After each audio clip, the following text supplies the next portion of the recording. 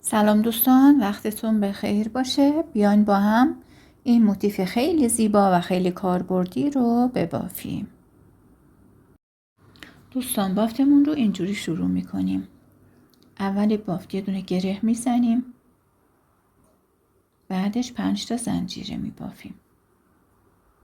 5 تا زنجیره رو به دونه اولی وصل میکنیم، بست میزنیم و داخل این حلقه 8 تا پای کوتاه میبافیم و این نخ اضافی رو داخل بافتمون پنهانش میکنیم. 4 5 6 7 و 8 تا پایه کوتاه. هشتمی که تموم شد به دونه اولی بست میزنیم و داخل هر کدوم از اینها یه دونه پایه ذرتی میبافیم. حتما یادتون هست پایه ذرتی رو. 3 تا زنجیره میبافیم داخل همون دونه کنارش. 4 تا پایه بلند دیگه میبافیم که با هم میشه 5 تا. 5 تا پایه بلند که تمام شد میل رو خارج میکنیم، از اول دونمون وارد میشیم و این دونه رو میکشیم بیرون. 2 تا زنجیره ما بینشون، دوباره روی دونه بعدی یه پایه ذرتی دیگه. من یه بار دیگه میبافم. 5 تا 5 تا پایه بلند شد.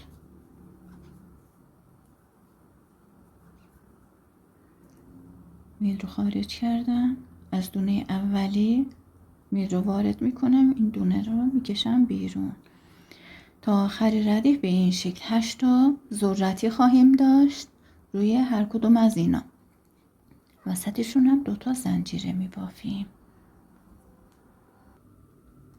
خب من 8 تا ذرتی رو بافتم، 2 تا زنجیره رو بافتم. 2 تا زنجیره رو میارم به این اول بافتمون وصل میکنم. برای ردیف بعدی داخل این 2 تا زنجیره هایی که بافته بودیم ما بین ذرتی ها، داخل هر کدومش 2 تا ذرتی می بافیم به این حالت.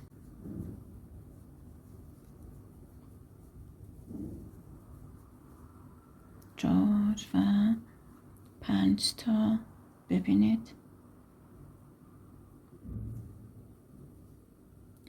وسطشون 2 تا زنجیره می بافیم. دوباره میام همونجا یه ذرتی دیگه می بافم.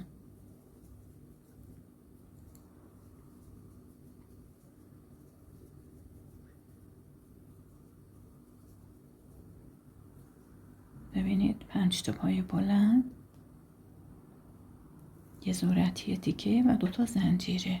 تا آخر ردیف به همین ترتیب هست دوستان. داخل هر کدوم از این زنجیره ها 2 تا ذرتی می بافیم که وسطشون 2 تا زنجیره هست. یعنی 8 تا ذرتی ما آخر ردیف میشه 16 تا. دوستای عزیزم این ردیف رو تا آخرش بافتم. 2 تا زنجیره آخرم بافتم. میخوام به زنجیره اولی بستش کنم. منتها چون میخوام رنگ نخم رو عوض کنم، این کار رو با نخ جدیدم انجام میدم.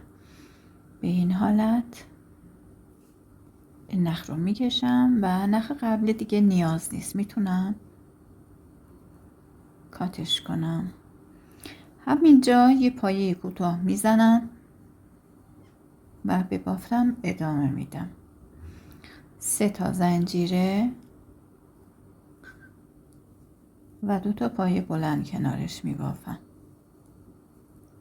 به این حالت.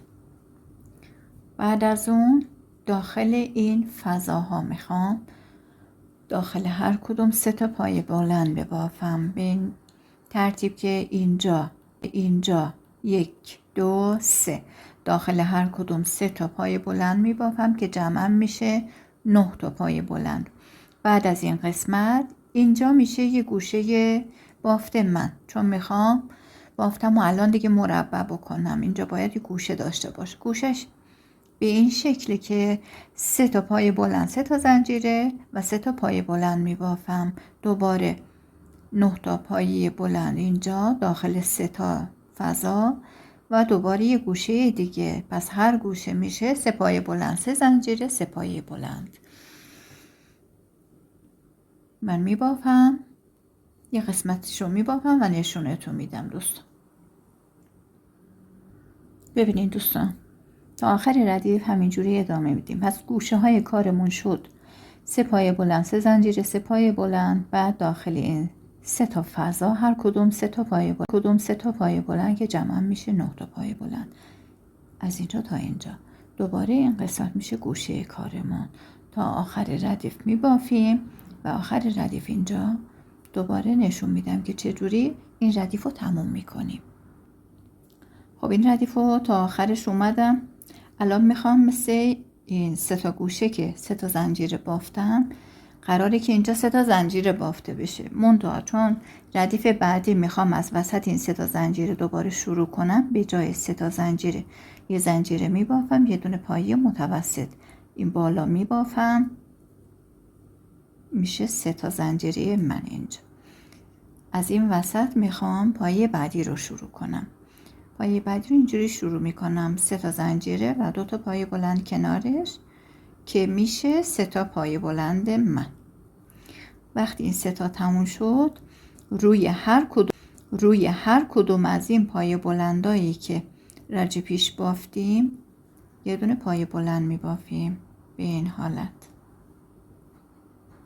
روی هر کدوم یه پایه بلند تا آخر ردیف به این شکل میبافیم تا میایم آخر ردیف. این قسمت این پایه بلند که اینجا تموم شد، اینجا 3 پایه بلند، 3 تا زنجیره و 3 پایه بلند میبافیم. دوباره روی هر کدوم از این پایه بلندا یه پایه بلند میبافیم. این گوشه 3 پایه بلند، 3 تا زنجیره، 3 پایه بلند و تا آخر ردیف میایم اینجا.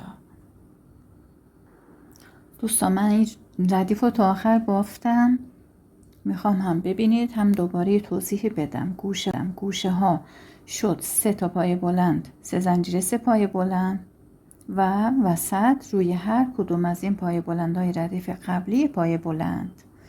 گوشه کارمون که رسیدیم، به جای 3 تا زنجیره که این گوشه ها زده بودم، به جای 3 تا زنجیره یه زنجیره میزنم، یه پایه متوسط میبافم که ردیف بعدی رو از وسط این زنجیره ها شروع کنم.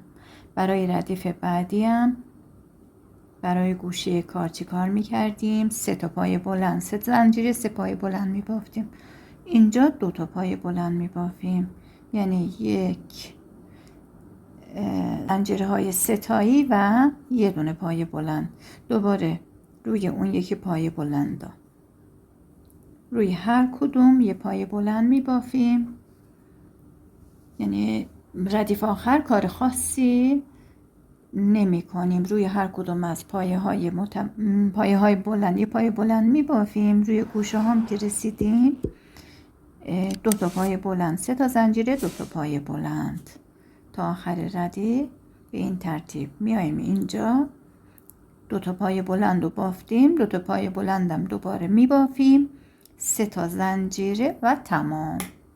ببافید و لذتش رو ببرید.